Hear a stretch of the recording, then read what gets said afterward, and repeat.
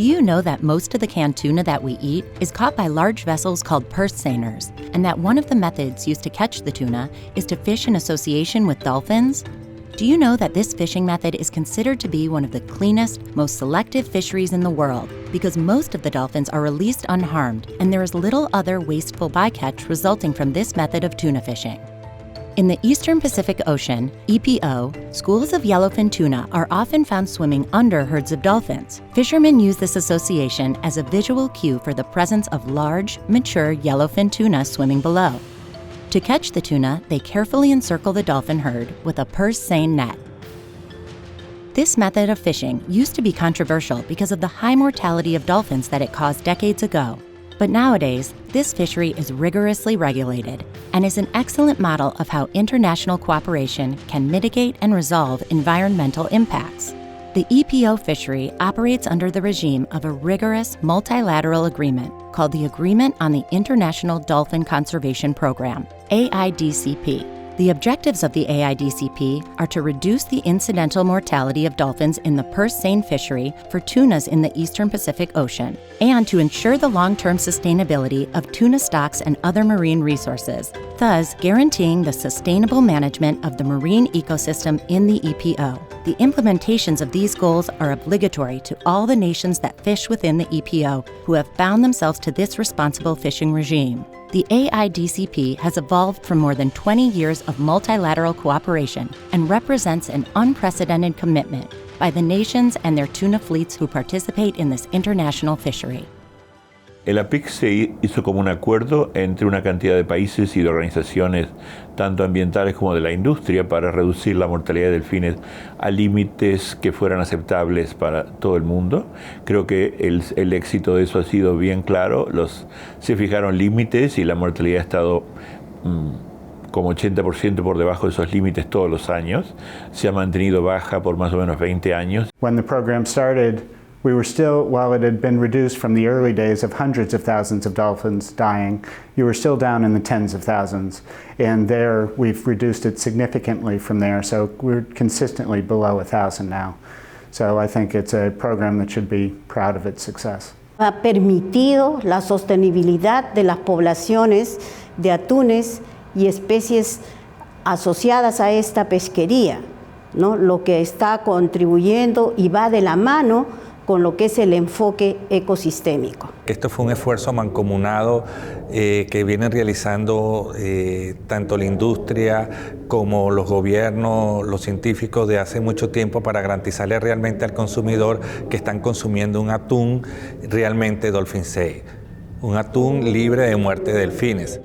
Although data are scarce, it is generally acknowledged that from the 1950s through the 1980s, the mortality of dolphins caught incidentally in the tuna purse seine fishery in the EPO was unacceptably high, possibly more than 150,000 animals per year. With the implementation of the La Jolla Agreement in 1992, which preceded the AIDCP, the trend on the reduction in mortality was continued and reaffirmed, ranging from 15,000 dolphins to 801 in 2013, from a population of over 10 million. Many scientists think that the current levels of mortality are so low that they do not have negative effects on the dolphin populations as a whole. Furthermore, this method of fishing now affords greater protection to the EPO marine ecosystem, since it results in sharply lower levels of bycatch of other species, like sharks and sea turtles. This technique also contributes to the efficient utilization of yellowfin tuna stocks, because only large, mature tuna are caught, a strategy that maximizes the sustainable yield of the stock. There's substantial evidence that the dolphin populations in the Eastern Pacific are recovering. The IATTC recently had their methodology reviewed by Dr. Andre Punt, who is the director of the School of Aquatic Sciences and Fisheries at the University of Washington. He's a leader in fisheries stock assessment and marine mammal assessment. Based on his recommendations, we used methods that analyzed the fishery independent survey data, and they showed substantial evidence that the populations are recovering. Our calculations would indicate that if we had only harvest of yellowfin tuna associated with dolphins, that we would improve the maximum sustainable yield by about 20% in comparison to the current mix of gears. The other aspect of the dolphin-associated harvest in comparison to on the other set types is that the bycatch is the least on this one. It has the least amount of fish that are bycatch and least amount of turtles that are bycatch. So from that standpoint, it's a more ecologically responsible mode of fishing than some of the other set types. Keenly aware of the problem of the high level of dolphin mortality in the early years of the EPO purse seine fishery, fishermen and governments worked diligently to develop and implement methods for reducing the mortality. 3 factors have contributed to the great reduction in dolphin mortalities: the development of new techniques for protecting and releasing dolphins, improvements in the fishing gear, associated equipment and release procedures, as well as the heightened awareness and commitment of the fishers to protect dolphins. Es una red que tiene la malla más chica, es una malla más chica, entonces eso es para que el delfín no meta su nariz o su trompa en la malla y se atore ahí.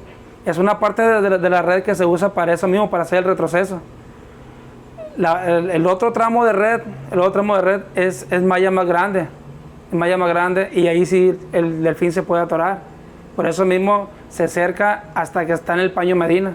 Es cuando se empieza a hacer el retroceso, la liberación de los delfines. Let's see how tuna are caught using this fishing method and what is done to avoid harm to the dolphins. The first step of the process involves locating a herd of dolphins and determining whether a school of tuna is associated with it. Most vessels carry helicopters for this purpose. The dolphins are herded by speedboats until they can be encircled with the vessel's purse seine net. The net used for fishing in association with dolphins contains a special panel of small mesh netting called the Medina panel, which protects the dolphin's nose from becoming entangled in the net and drowning. Once the dolphins and tunas are fully encircled, the net is drawn shut at the bottom like a purse, securing the tuna catch. The vessel then commences the back-down maneuver. The boat operates slowly in reverse, forming the net into a long, narrow channel and causing the far end of the net containing the Medina panel to sink several meters below the surface. Most of the dolphins are freed as the canal that is formed by the net passes underneath them, while some others may jump out of the net. Any remaining dolphins that may remain are then helped by divers who are stationed on rafts waiting to guide the dolphins to safety. Once all the dolphins have been safely released from the net containing the tuna is brought on board the vessel. Lo más importante de la PIC es que es el programa internacional de conservación de recursos marinos mejor elaborado y mejor manejado del mundo. ¿Por qué digo esto? Porque es un programa que está basado realmente en la sustentabilidad de los recursos. Toma en cuenta el estado de las poblaciones de delfines que están asociados o involucrados en la pesquería del atún y toma en cuenta también el estado de los recursos atuneros. Tiene límites de mortalidad globales para los delfines que están basados en las mejores estimaciones, en la mejor metodología disponible y todavía usamos ahí algunos principios de precaución que reducen ese límite global. Tiene límites para los buques, tiene reglas y requisitos para los capitanes de pesca que son obligatorios y que mantienen el estándar del trabajo de los buques. Entonces todo esto permite que tengamos un programa que realmente está basado en principios científicos, toma en cuenta el ecosistema, ya que esta pesquería también tiene muy pocos descartes y dentro del acuerdo de delfines, del acuerdo para la conservación y protección de los delfines, también está considerado que se maneje el ecosistema y las especies que están asociadas con la pesquería de atún del Pacífico Oriental.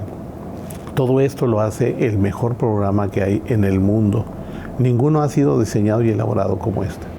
All the nations that participate in the fishery have committed to implementing the AIDCP and to apply severe measures for non-compliance. The 16 parties to the agreement are Belize, Bolivia, Colombia, Costa Rica, Ecuador, El Salvador, the European Union, Guatemala, Honduras, Mexico, Nicaragua, Panama, Peru, the United States, Vanuatu, and Venezuela. One of the fundamental tools of the AIDCP is a rigorous catch monitoring scheme, which ensures compliance with the agreed rules and procedures. The AIDCP Tuna Tracking Program allows processors and consumers to verify that tuna was caught without killing or seriously injuring dolphins, and can thus be certified as AIDCP Dolphin Safe Tuna. This Dolphin Safe certification program is based on 100% coverage by trained scientific observers on board all vessels authorized to fish for tuna associated with dolphins. The observers monitor and report on every set and confirm that all procedures are followed and that dolphin-safe tuna is kept separate from any non-dolphin-safe tuna that may be loaded on board the vessel. Furthermore, the AIDCP's rigorous tracking and verification system ensures the integrity of dolphin-safe tuna from the time it is caught and throughout the unloading, storing, processing, canning, and selling of the tuna. Additionally, under the agreement, all possible violations recorded by an onboard observer are reviewed by the International Review Panel, IRP, an AIDCP body composed of representatives from governments, the tuna industry, and environmental NGOs.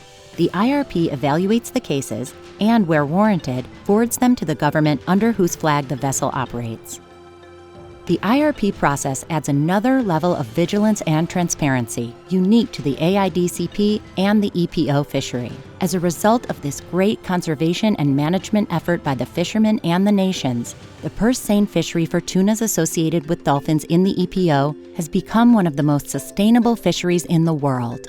The successful AIDCP program was recognized in 2005 by the United Nations Food and Agriculture Organization, FAO, with the Margarita Lizárraga Medal, recognizing the AIDCP as a model agreement for sustainable and responsible fisheries. El ATPIC realmente es un modelo a seguir, ha sido para nosotros un modelo, es por eso que nosotros les dimos esa medalla, un reconocimiento para ese trabajo, porque como digo, reducir de más de 130.000, casi 140.000 capturas incidentales de delfines en los años 80 con 1.100 que se reportaron en 2011, realmente son números que son muy llamativos, y además es que se ha producido así desde 1994, o sea, es un trabajo que ha venido siendo continuado y es una labor que realmente requiere de muchísima coordinación, muchísimo trabajo, muchísima información de los actores implicados, ¿no? Como digo, los capitanes, las tripulaciones, el mismo gobierno, ¿no? O sea, realmente hace falta mucha coordinación en las ONGs que están trabajando en medio ambiente,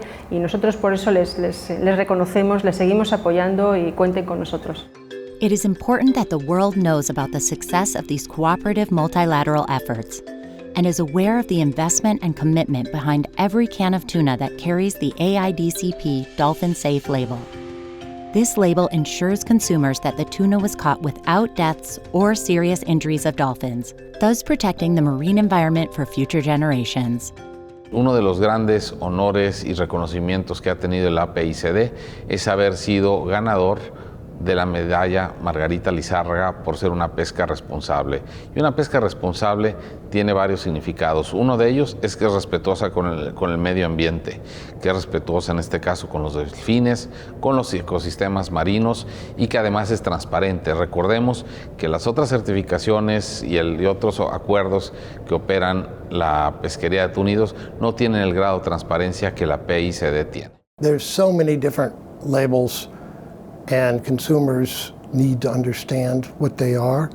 One good thing about the AIDCP label is that it has a robust tracking system, so that one can believe what that label is. Generally speaking, we believe in a free market for the consumers to decide what labels are good for them. Existe hoy en día, para la tranquilidad de ellos, la posibilidad de consumir un producto que tiene todo un proceso de control, de medidas técnicas, de investigación científica, de una administración que es compartida entre varios países, que le garantiza a ese consumidor que ese producto o esa especie que es capturada viene de una pesca responsable.